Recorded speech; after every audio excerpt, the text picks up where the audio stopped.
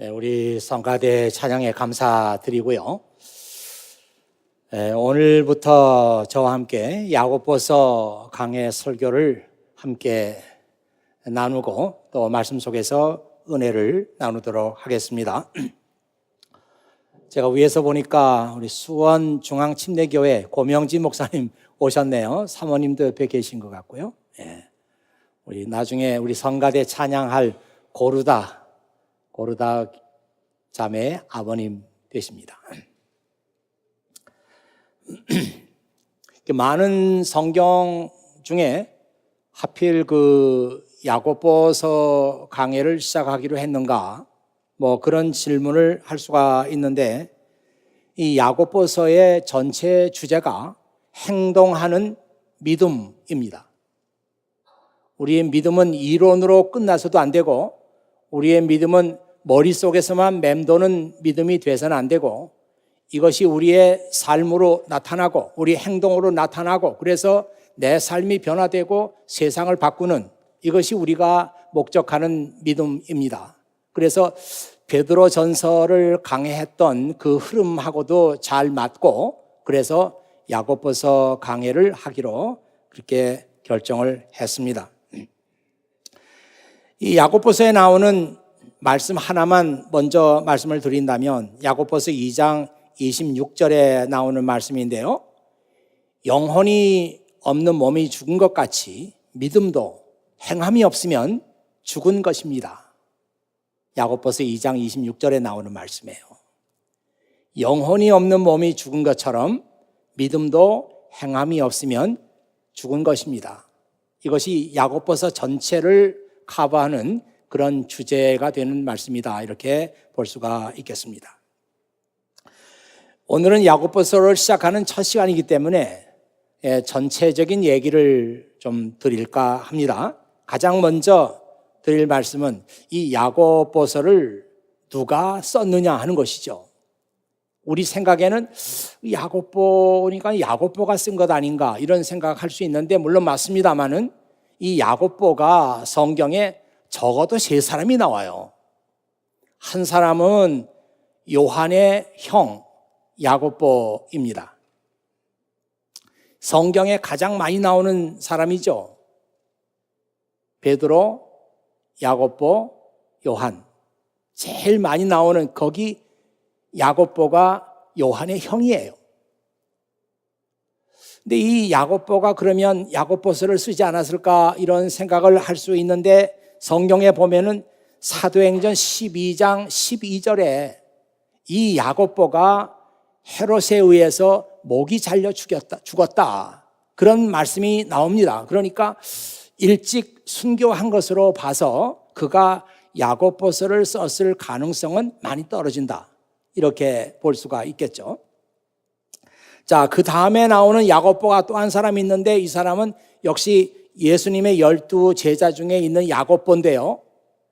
아까 얘기 드린 야고보와 구별하기 위해서 이 야고보는 알페오의 아들 야고보다, 이렇게 구별을 합니다. 그 요한의 형 야고보는 세베대의 아들 야고보라, 이렇게 말하고, 이 지금 얘기하는 이 알페오의 아들 야고보가 있습니다. 그래서 이 야고보를 어떤 때는 작은 야고보라고도 말하고, 또 세베대의 아들 야고보는 큰 야고보라고 그렇게 얘기도 하는데, 그 어디서 큰 야고보, 작은 야고보 그런 얘기가 나왔는지는 잘 알 수 없습니다. 이 알페오의 아들 작은 야고보는 이 성격도 매우 조용하고 밖에 드러나는 것을 별로 좋아하지 않았고 아주 조용한 사람이었다고 합니다. 그는 몸 치장도 거의 하지 않았고, 몸에는 그냥 긴 망토 같은 것을 하나 걸치고 다녔고, 신발도 신지 않고 맨발로 다녔다고 합니다. 우리가 기도를 많이 하는 사람들을 낙타 무릎이라고 그렇게 말하기도 하는데, 비유적으로 이 낙타는 이 무릎을 꿇고 앉기 때문에 그 무릎에 털이 없어요. 다 까져 있습니다. 그래서 낙타 무릎이라고 하는데, 기도를 많이 하는 사람을 낙타 무릎이라고 말할 때가 있어요. 근데 이 알페오의 아들이 아주 조용하고 드러나지 않는 사람이지만 기도를 많이 한 사람이었기 때문에 그를 가리켜서 낙타 무릎을 가진 사람이다. 그렇게 얘기들을 하고 있습니다. 이제 마지막 그 남은 야고보 한 사람이 있는데 바로 예수님의 동생 야고보입니다. 이 야고보는 성령 강림절 후에 갑자기 초대교회의 지도자로 급부상했습니다. 아마도 예수님의 친동생이라고 하는 게 뭔가 좀 이렇게 프리미엄을 주지 않았을까 그런 생각을 하게 되죠. 이 성경에 보면은 이 야고보의 리더십에 대해서 얘기하는 부분들이 있는데 교회 지도자로 인정받는 야고보라고 하는 말이 갈라디아서 2장 9절에 나옵니다. 옛날 성경에는 교회 기둥 같은 야고보다 그렇게 나와 있죠. 또 여러분이 잘 아는 사도행전 15장에 가면은 예루살렘에서 중요한 회의가 열립니다. 이 회의는 얼마나 중요하냐면 이방인들도 하나님의 구원에 들어올 수 있느냐 없느냐를 결정하는 그런 중요한 회의예요. 그 회의에서 회의를 주관했던 사람이 예수님의 동생 야고보로 보입니다. 그만큼 야고보는 교회 지도자로 급부상을 했던 사람입니다. 그리고 많은 학자들이 주장하는 것처럼 이 야고보서를 예수님의 동생 야고보가 썼다 그렇게 주장하는 근거로 야고보서 1장 1절에 보면은 예수님의 거기에 이런 말씀이 나오죠. 주 예수 그리스도의 종 야고보, 주 예수 그리스도의 종 야고보 이런 구절이 나오는데 물론 이 구절 하나만 가지고 예수님의 동생 야고보가 야고보서를 썼다 이렇게 단정적으로 말할 수는 없지만 그 외에도 초대교회의 유명한 교부들의 그 증언들 또 교부들의 쓴 그 글들을 보면은 이 야고보서는 예수님의 동생 야고보가 썼을 가능성이 제일 많다 그렇게 볼 수 있을 것 같습니다. 자, 둘째로 그러면 야고보가 편지를 썼는데 도대체 누구에게 이 편지를 쓴 것이냐 이것을 아는 것이 또 중요합니다. 야고보서 1장 1절에 보면은 이렇게 나와 있어요. 세계 여러 곳에 흩어져 있는 12지파라고 나와 있습니다. 우리가 베드로 전서 강해 설교를 할 때 이 베드로 전서의 대상은 디아스포라 크리스찬들이다. 신앙의 박해를 피해서 그 지중해 연안에 그 많은 그 도시들로 피난가 살던 디아스포라 크리스찬들이다. 그런 얘기를 드린 바가 있는데 이 야고보서의 대상이 되는 사람들도 이 디아스포라 크리스찬들이라고 우리가 그렇게 볼 수 있을 것 같습니다. 다만 베드로 전서와 비교해 보면은 기록된 연대가 좀 달라요. 이 베드로 전서는 그 네로가 로마의 대화재가 일어났을 때 그 책임을 크리스찬들에게 씌워서 교회에 대한 대대적인 박해를 가했던 AD 64년경을 이 베드로 전서의 기록 연대로 보고 있는데 이 야고보서는 그보다 좀 전에 기록된 것으로 그렇게 보고 있습니다. 그래서 학자들 간에는 AD 45년에서 50년으로 보는 사람들도 있고 AD 60년경으로 보는 학자들도 있습니다. 근데 또 어떤 학자들은 그건 아니다.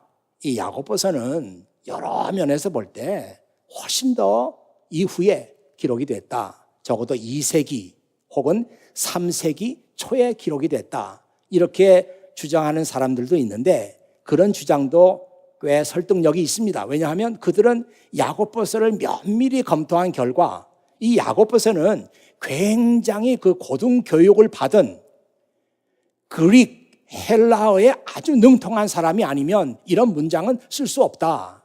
자, 그런 것들을 발견하면서 특별히 야고보서 3장 6절에 나오는 삶의 수레바퀴, 굉장히 그 문학적인 표현이잖아요. 이런 표현들은 적어도 1세기에서는 나올 수 없는 그런 표현이었다. 이렇게 보면서 2세기 혹은 3세기 초라고 이렇게 주장하는 학자들도 있습니다. 우리는 야고보서에 대한 이런 역사적인 배경을 살펴보면서 그러면 야고보가 이 디아스포라 크리스찬들에게 무슨 편지를 썼을까?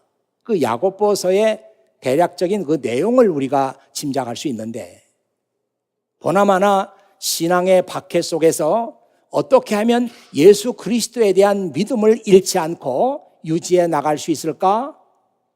이런 생각을 하면서 그들을 격려하고 위로했던 말씀이 있을 것이고 또 하나는 하루하루를 어떻게 살아야 할지 알 수 없는 이 사람들에게 정말 믿음이 필요하고 하나님의 지혜가 필요하겠다. 그런 생각을 가지고 이 편지를 썼다 이렇게 볼 수가 있을 것입니다. 그래서 야고보서를 딱 열면은 제일 먼저 만나는 말씀이 형제 여러분 여러 가지 시험을 겪을 때 기쁘게 여기십시오.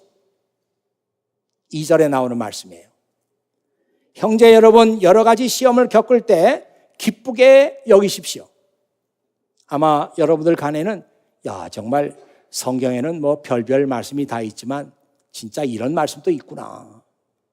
누가 시험을 당할 때 기뻐할 수 있겠어요? 시험을 당하게 되면 누구나 다 움츠려들고 기뻐하기는커녕 다른 사람을 원망하게 되고 낙심하게 되고 절망하게 되고 움츠려들기 마련인데 이 성경은 너희가 여러 가지 시험을 당할 때 기뻐하십시오. 이렇게 나와 있습니다. 여기 시험이라고 하는 말은 troubles 그렇게 번역된 성경들이 많이 있습니다. 그리고 trials 이렇게 번역된 성경도 있고 temptations 이렇게 번역된 것도 있고 test 또 trials and temptation 그렇게 번역된 것도 있고 difficulties and temptation 이렇게 내용을 좀 풍성하게 쓴 성경도 있고 test and challenges 이렇게 쓴 성경도 있습니다. 결론은 뭔가 하면 우리가 여러 가지 문제를 만나게 되고 여러 가지 환난을 만나게 되고 역경을 만나게 되고 시련을 만나게 되는데 그때 그냥 섣불리 이것을 거절하거나 이것을 반대하거나 왜 나한테 이런 시련이 있지? 하면서 그런 태도를 보이거나 하지 말고 이 시련이 주는 유익을 생각하면서 기뻐하라는 거예요.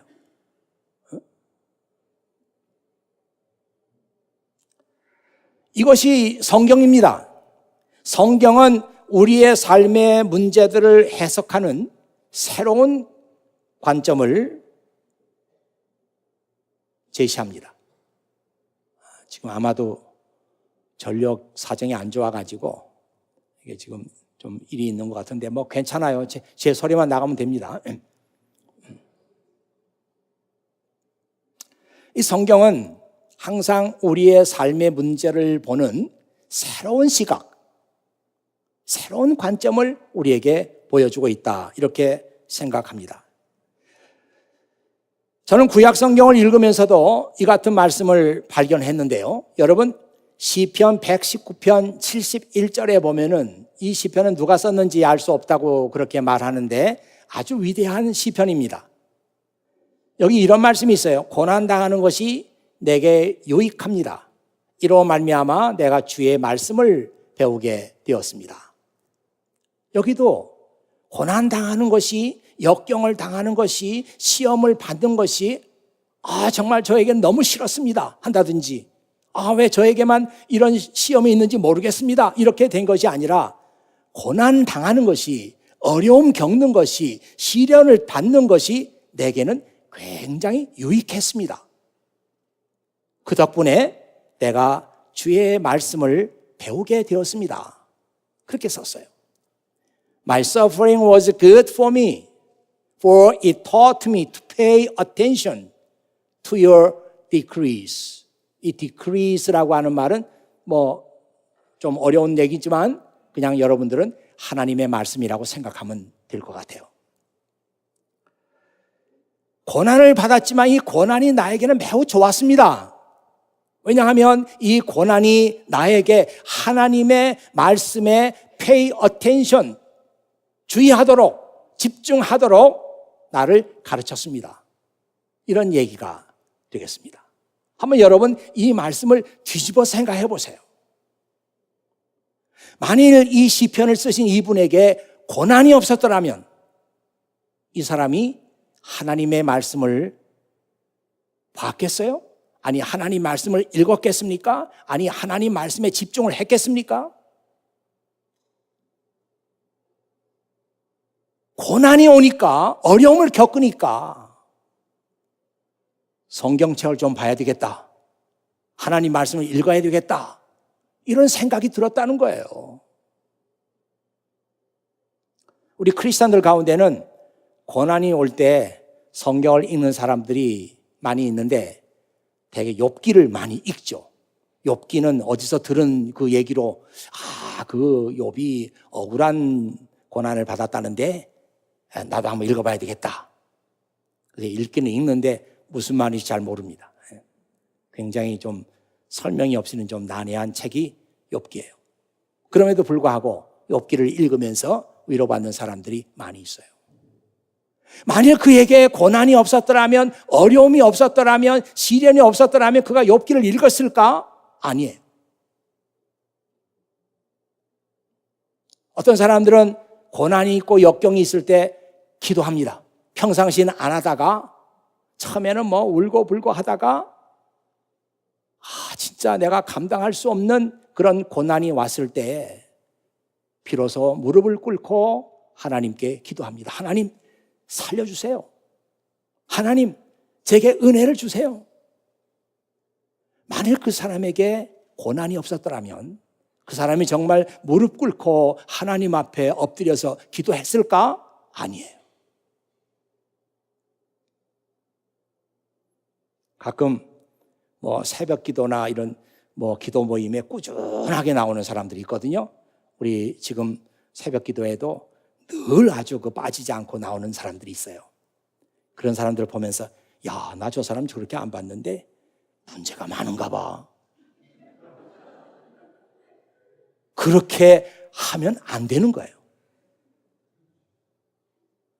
아니, 그 사람이 문제가 있어서 하나님 앞에 기도한다, 틀린 말은 아닐 수도 있어요.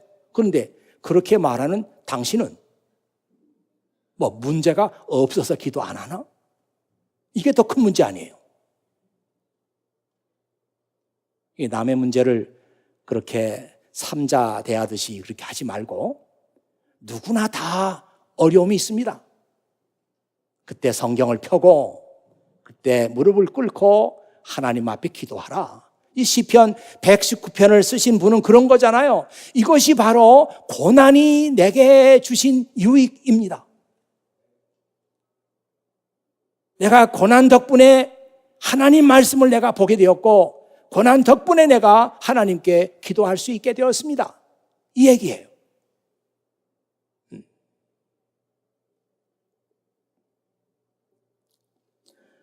똑같은 말씀이 오늘 야고보서 1장 3절에 4절 보면 이렇게 나와 있습니다. 여러분은 믿음의 시련을 통하여 인내심이 성장한다는 것을 알고 있습니다. 여러분이 하는 모든 일을 참고 견디어 조금도 부족함이 없는 완전하고 성숙한 사람들이 되십시오. 여기 야고보가 고난을 통해서 우리에게 주는 유익 두 가지를 얘기하고 있는데요. 첫 번째 유익이 뭐냐면 고난을 통해서 우리의 인내심이 성장하게 된다. 제가 가진 영어 성경에 보면은 When your faith is tested, your endurance has a chance to grow. Your endurance has a chance to grow.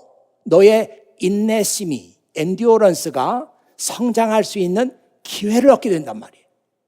고난을 통해서. 이 endurance라고 하는 것은 참고 견디는 힘입니다. 아까 박혜선 집사님이 그 얘기를 기도를 통해서 이렇게 고백하면서 우리가 고난 속에서 인내심을 갖게 하시고 그래서 그 하나님의 성품에 우리가 참여할 수 있도록 도와주십시오. 참 아주 감동적인 기도였어요. 네. 우리의 인생을 살아가면서 엔듀어런스를 갖게 된다고 하는 것은 얼마나 인생의 큰 자산인지 몰라요. 이 엔듀어런스가 있는 사람은 웬만한 어려움이 있어도 끄떡없어요. 아니, 저런 일이 생겼는데도 별로 대수롭지 않게 그 일을 잘 극복하는 거예요. 그러나 엔듀어런스가 없는 사람은 작은 일에도 흔들리고 작은 일에도 야단난 것처럼 그렇게 호들갑을 떨게 되죠. 고난이 주는 첫 번째 유익이 너에게 엔듀어런스를 길러준다. 그래서 인생의 큰 자산을 갖게 되는 것입니다. 자, 두 번째로 우리는 어려움을 겪으면서 점점 더 완전하고 성숙한 크리스찬으로 성장하게 된다. 이렇게 말합니다. 우리가 고난을 통해서 엔듀어런스가 생겼어요. 근데 그 엔듀어런스가 점점 더 그로우하고 점점 디벨롭 되면 너는 완전하고 온전하고 아무것도 필요한 것이 없는 사람으로 성장하게 된다. 이것이 고난이 너에게 주는 유익이다. 한번 여러분 화면 보세요. When your endurance is fully developed, 너의 그 엔듀어런스가 처음에는 아주 조그마한 엔듀어런스인데 이게 자꾸 이제 grow하고 fully develop 되는 거예요. 그렇게 되면은 you will be perfect and complete. 너는 완전하고 온전한 사람이 돼서 needing nothing, 아무것도 필요한 것이 없어요. 야, 정말 굉장한 말씀이죠. 저는 이 빌립보서 4장 13절에 있는 사도 바울의 고백, 내게 능력 주시는 자 안에서 내가 모든 것을 할 수 있습니다. 그 전에는 또 무슨 말이 있는가 하면은 내가 풍부에 처할 줄도 알고 빈곤에 처할 줄도 압니다. 여기 needing nothing이라고 하는 말이 있잖아요. 아마 사도 바울도 그 많은 고난을 겪으면서 하나님께서 그 안에 엔듀어런스를 이렇게 자라게 해주시고 엔듀어런스가 자꾸 이렇게 커지고 자꾸 디벨롭 되니까 더 이상 아무것도 필요 없는 완전하고 온전한 사람이 되었겠구나. 이런 생각을 이 말씀을 묵상하면서 했습니다. 어려움을 당할 때 제일 당황스러운 것은 무엇을 어떻게 하면 좋을지 모르는 거예요. 여러분도 마찬가지죠. 이 크리스찬이라고 그래서 늠름한 게 아니에요. 어려움 겪으면 다 당황하게 되고 무엇을 어떻게 해야 될지를 몰라요. 이 디아스포라 크리스찬들도 마찬가지죠. 타문화권 속에 들어가서 낯선 언어를 배워야 되고 하루하루 먹을 것을 구해야 되고 직업을 얻어야 되고 거기다가 내일은 나에게 무슨 일이 있을지 정말 신변을 보장할 수 없는 그런 불안감 속에서 살았던 사람들이잖아요. 이런 사람들이니까 고난이 오게 되면은 어려움을 겪게 되면 어떻게 할 줄을 모르는 거예요. 야고보는 이런 사람들에게 하나님께 지혜를 구하라고 합니다.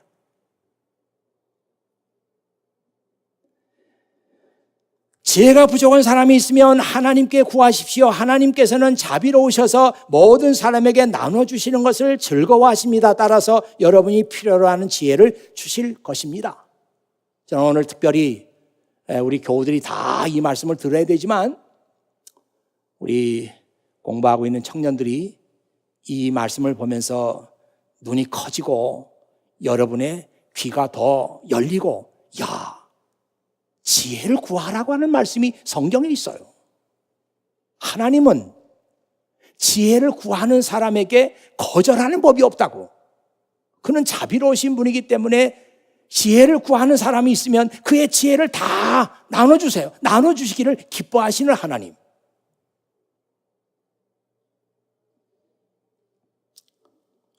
이사야 40장 28절에서 31절에 보면은, 제가 시간이 없어서 다 읽지는 않겠습니다만은, 그분은 지혜가 끝없이 깊고 넓어서 우리 인간으로서는 헤아려 알 수가 없습니다. 그런 구절이 나와요. 그 중간에 나오죠. 그분의 지혜는 끝없이 깊고 넓어서, 네 번째 줄에 우리 인간이 헤아려 알 수가 없습니다. 제가 가진 영어 성경에는 이 말씀이 어떻게 나와 있는가 하면, No one can measure the depth of his understanding. No one can measure the depth of his understanding. 이 understanding이라고 하는 것은 하나님의 이해력, 하나님의 총명하심, 또 하나님의 명철하심, 이런 걸 다 understanding이라는 말로 표현했는데, 이게 얼마나 깊은지, 그 depth, 얼마나 깊은지 깊이를 알 수가 없어요. 잴 수가 없어요. 우리가 믿는 하나님은 이렇게 지혜가 한이 없으신 분이에요. 이 하나님께 지혜를 구하라. 하나님께서는 지혜를 구하는 사람에게 나누어 주시기를 기뻐하시는 하나님이시다. 이렇게 나와 있습니다.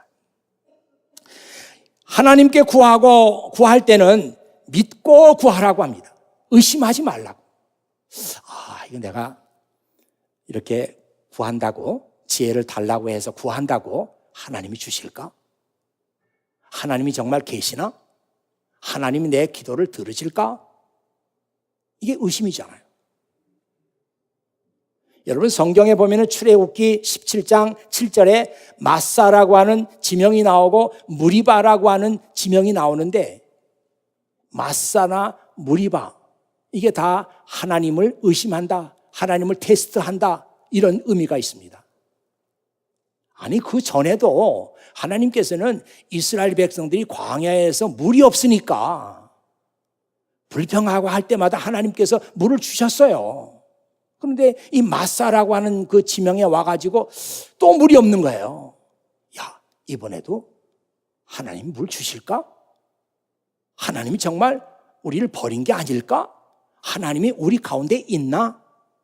이런 의심을 했어요.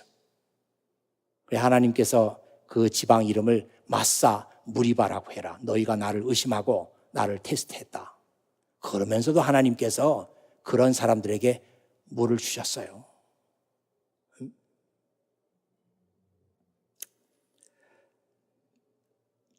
기도할 때 가장 명심해야 할 것이 있다면 의심하지 않는 것입니다. 하나님께 믿고 구하는 거예요.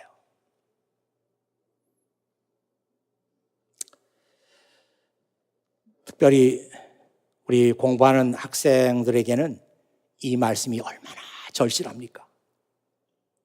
우리가 학교에 가면은 모두가 다 나의 적이 되고 그런 건 아니지만 그 머리 좋은 학생들하고 함께 경쟁을 해야 합니다. 그런데 우리 믿는 사람들에게는 열심히 노력해가지고 함께 이렇게 컴피티션이 되는 거지만 우리에게는 플러스 알파가 있어요. 그 사람들이 가지고 있지 않는 플러스 알파가 있는데 그 알파가 하나님께서 우리에게 주시는 지혜입니다. 여러분이 이걸 모르니까 그렇지. 만일 우리 믿는 사람들에게, 하나님의 자녀들에게는 세상 사람들이 가질 수 없는 하나님의 지혜가 있다. 이 지혜를 얻는 길이 있다. 이 사실을 안다 그러면 얼마나 여러분 마음이 든든하겠습니까? 그 몇 년 전에 나와가지고 아주 베스트셀러가 됐던 책 하나가 있는데, 스티븐 코비라고 하는 사람이 쓴 성공하는 사람들의 7가지 습관이라고 하는 책이 있었어요. 그런 책들 한번 읽어보시죠.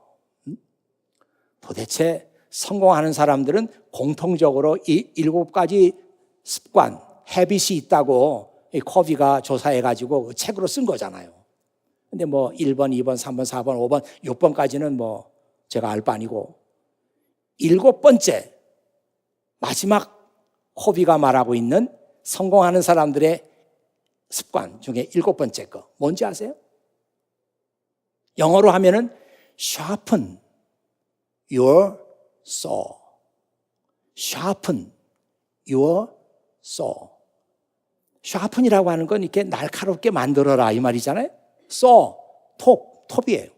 이 물건을 자를 때 쓰는 톱. 이 톱을 날카롭게 만들어라. 이게 7가지 그 성공하는 사람들이 가지고 있는 습관인데요. 성공하는 사람들을 다 보니까 마지막, 야, 이 사람은 자기가 사용하는 톱을 항상 날카롭게 이렇게 잘 만들어 놓는 거예요. 여러분 생각해 보세요. 그 톱이 이제 여러분이 일하고 있는 연장 툴이라고 할 수 있는 이 톱을 가지고 열심히 뭐 아침부터 저녁까지 계속 일을 해. 근데 나도 모르는 사이에 이게 그 톱 날이 아주 무뎌졌어요. 열심히 이렇게 일을 해도 무뎌지니까 잘리지가 않는 거예요. 땀만 나는 거지. 그것도 모르고 계속 이렇게 톱질을 하는 거예요. 효과가 없어요. 근데 성공하는 사람들 보니까 다 똑같이 톱을 가지고 일을 하는 것처럼 보이지만 성공하는 사람들을 보니까 그 톱을 샤픈하게 만들더라. 스티븐 코비는 이 톱을 샤픈하게 만드는 길이 faith라고 그랬어요. 우리의 믿음이라고 그랬어요. 아, 이 사람들은 다 믿음 생활을 해요. 믿음이 있어요. 주일마다 교회 나가요. 여기서 하나님의 말씀을 들어요. 이게 너희가 사용하고 있는 그 썰을 샤픈하게 하는 길이다. 그런 사람들이 성공한다. 이렇게 얘기했습니다. 어떻습니까, 여러분? 지혜가 없는 사람은 지혜가 한이 없으신 하나님께 구하라. 하나님께서는 그 지혜를 우리에게 나눠주시기를 기뻐하신다. 이게 여러분의 그 여러분이 사용하고 있는 썰을 샤픈하게 하는 길이에요. 아, 하나님의 지혜가 있으면 우리 썰가 샤픈해집니다. 이 공부하는 학생들이 이 말씀을 귀를 열고 들으세요. 아, 그렇구나. 뭔가 인사이트가 있어야 되잖아요. 아, 지금 내가 열심히 일은 했는데 한 번도 이 썰을 샤픈하게 한 일이 없어요. 그냥 무뎌가지고 일만 열심히 하지 아무것도 나오질 않아.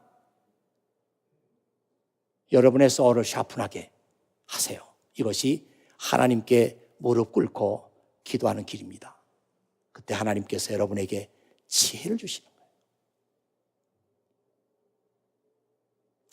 어떻게 기도할지 모르는 사람들을 위해서 제가 설교문에 썼습니다. 모세 기도를 하십시오. 아니, 모세가 뭘 어떻게 기도했길래요? 모세의 기도는 뭔가 좀 특별한 게 있어요.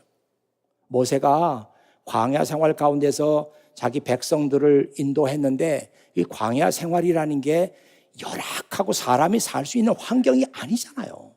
그러니까 백성들이 그냥 날마다 모세를 찾아와가지고 불평, 원망, 돌을 들고 그냥 때려 죽이겠다고 그런 때가 한두 번이 아니에요. 그때마다 모세는 하나님께 탁 엎드려가지고 기도했습니다. 그 길밖에 없어요. 모세의 기도는 어떤 기도인가? 하나님께서 이렇게 하면 이렇게 해주신다고 약속하셨죠? 그러니 그 하나님의 약속대로 저를 이렇게 해주십시오. 그렇게 기도한 것이 모세의 기도예요. 여러분이 모세의 기도를 배운다 그러면 하나님, 지혜를 구하는 사람에게 지혜를 주신다고 약속하셨죠? 저에게 지혜가 없습니다. 하나님, 지혜를 주십시오. 이것이 모세의 기도예요.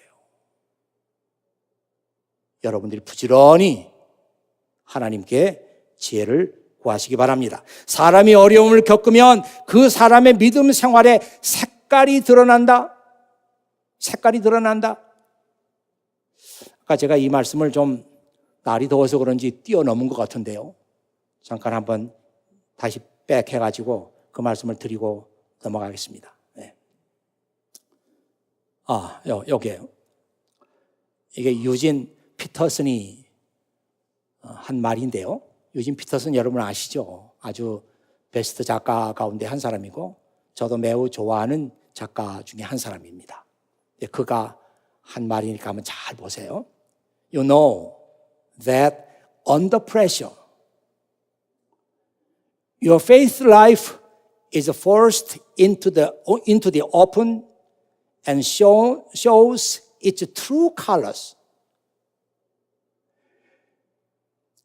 Under pressure, 우리가 프레셔를 받으면서, 그러니까 뭐 어려움을 겪거나 힘든 일을 겪으면 다 그 under pressure 속에 있는 거예요. You know that under pressure, your faith life is forced into the open and shows its true colors.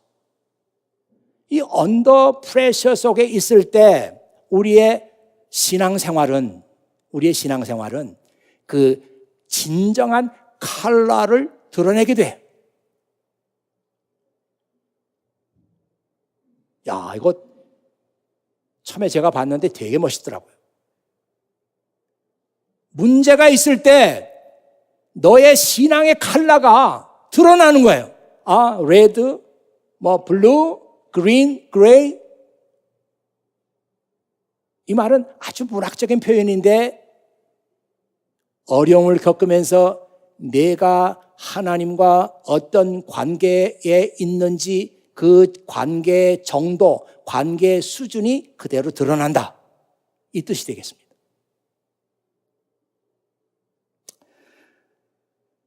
So, don't try to get out of anything prematurely. 그러니까 어려움을 겪는다고 해가지고 prematurely, 섣불리 그냥 거기서 빠져나오기를 바라지는 마. 제발 좀 이런 일 없으면 좋겠네. 이렇게 생각하지 말라는 거예요. 그런 뜻 맞지 않아요? Don't try to get out of anything prematurely. Let it do its work. 고난과 역경과 환난이 그의 일을 하게 해. So, you become mature and well developed. 그러면 당신은 성숙하고 그리고 well developed, 잘 이렇게 개발된 그런 사람이 되는 거예요. Not deficient in any way. 아무것도 부족한 것이 없어요. 이게 진짜 성경의 위대함이라고 생각해요. 야, 성경 진짜 굉장하다. 어려움 겪으면 다 그 어려움에서 빨리 빠져나가려고 야단들인데 섣불리 거기서 빨리 빠져나가려고 그런 생각하지 말고 이 어려움을 겪으면서 우리는 머추어한 사람이 되고 well developed 된 그런 사람이 되는 거예요. 그런 사람이 되면 우리는 아무것도 더 이상 부족한 것이 없는 그런 사람이 됩니다. 얼마나 여러분들에게 위로가 되고 여러분들에게 인생의 인사이트를 주는 그런 말씀이 되기를 바랍니다. 참고 견디면서 기도하고 성경을 펴십시오, 여러분. 결코 고난이 주는 유익을 잃지 않도록 하십시오.